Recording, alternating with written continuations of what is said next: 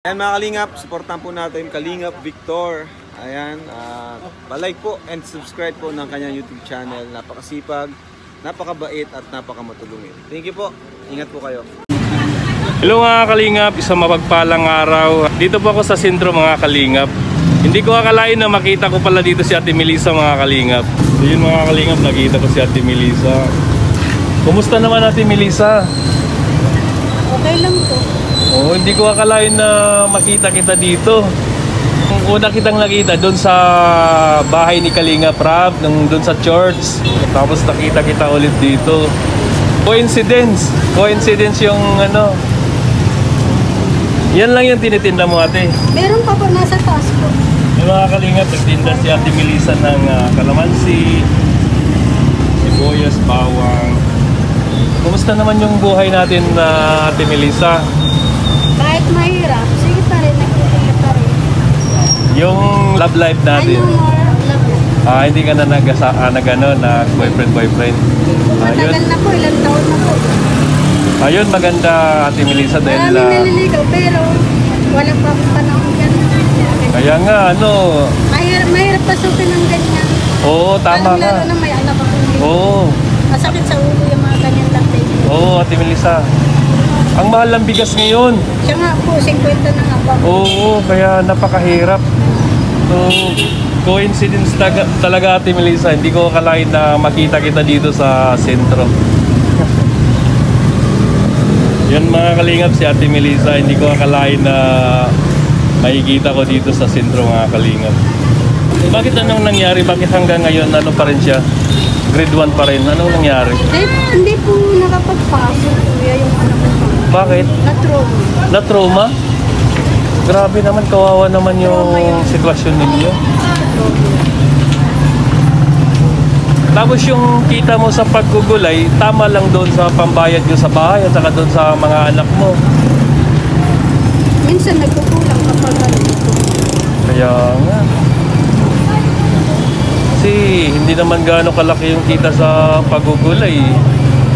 Pero sana nga dapat inano mo kay Kuya Bal. Matagal na pala nangyari. Kita mo, mahigit ng 1 year ka nangungupahan. Hindi pa rin nila ako tinitikilan. Hindi ka nila tinatantanan? Hindi. Grabe naman yun. Hindi na pa ako babalik doon. Oo, kasi delikado eh. Yung nanay mo. Ay, yun po. Pinagsabihan na po yung kapatid ko, magulang ko. Pag ako bumalik pa doon sa bahay na papatay na nila. Oh my God. Inulit pa. Nung umuwi yung mga Ocampo Iwaw. Ngayon lang May. Ang ano po niyang kuya, nasa barangay na po yung kuya. Pinaplater ko na po yan. Ang ano ko lang po. Kailangan ko daw kung dumaan sa lupon. Tapos, yung lupon na yun, babayaran ko pa yun.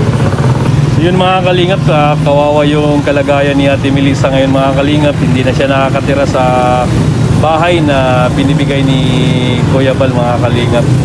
Grabe. Kawawa si Ate Melissa ngayon. At nangungupahan na lang siya ngayon mga Kalingap. Gusto ko kasing sabihin na sa kanila ang totoo, kaso busy sila. Mamaya i-open ko sa kanya yung yung nangyari sa iyo. Ikwento ko na yun ang nangyayari sa iyo na hindi ka na pala nakatira doon sa bahay mo. Mangupahan ka na lang. Ikwento ko kay Kuya yun. Tagal na ako nang upahan.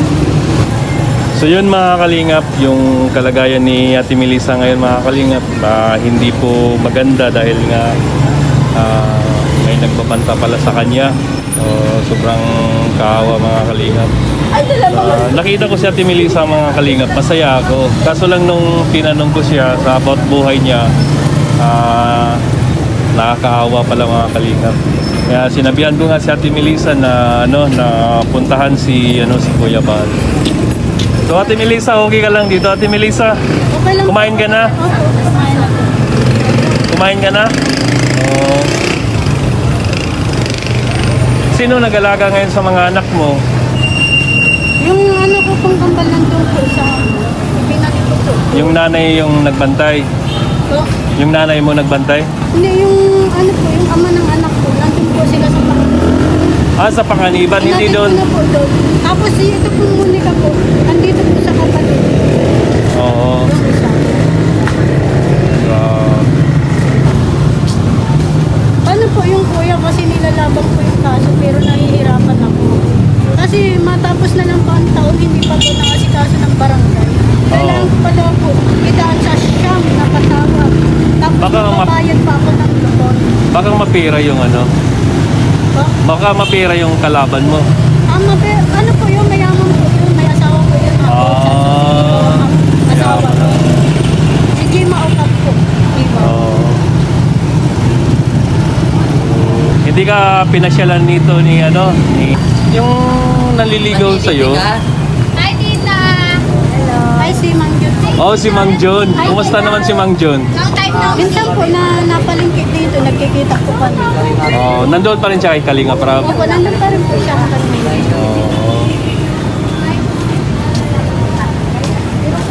Ayoko po may dito kayo. Ha? Ayoko na ayoko nang ganyan kasi hindi pa ako handang pumasok sa ganyan. Sa totoo lang, Ate Melissa, napakahirap ng buhay ngayon, Ate Melissa. Napakahirap. Kaya, huwag muna papasok dyan sa mga bagay-bagay na yun. Ang dami sa kanila. So, mga kalingap, naawa po ako kay Ate Melissa. Hindi ko akalain na ganun pala yung story ng buhay ni Ate Melissa, mga kalingap. So, yun mga kalingap, yan po yung paninda ni Ate Melissa. Masaya ako mga kalingap, nakita ko si Ate Melissa pero bigla akong nalungkot sa sitwasyon niya mga kalingap. Ate Melissa, pasensya ka na. Pandagdag. Kaya nagtitinda mo po. Sige, pandagdag mo na lang ate. Pasensya ka na. Pandagdag mo sa ano mo. Kasi naintindihan ko rin, grabe ang mahal ngayon ng bigas. Kaya pasensya ka na. Kaya ikaw, mag-ingat ka rin dito. Nag-iingat lang po. Sige, sa linggo, kita-kita na lang tayo doon sa church. Kasama ko sila si Kuya Bal. Tapos mamaya ikwento ko kay Kuya Bal yung yung buhay mo. Yung about sa nangyari sa iyo. So, yun mga kalingap, naawa po ako sa kalagayan ni Ate Melissa mga kalingap na medyo nakakatakot pala yung kalagayan ni Ate Melissa mga kalingap. So, yun lang mga kalingap at patuloy po natin suportahan si Kuya Bal Santos Matubang, Kalinga Prab at Idnas Vlog. Suportahan po natin yung advocacy nila mga kalingap para marami pa silang matutulungan. At sa mga hindi pa nakapag-subscribe kay Roel of Malalag at yung sa akin mga kalingap, subscribe nyo na rin. At sa lahat ng mga OFW, sa mga sponsors, subscriber, viewers, maraming salamat sa inyo at God bless you all. Mabuhay po kayo.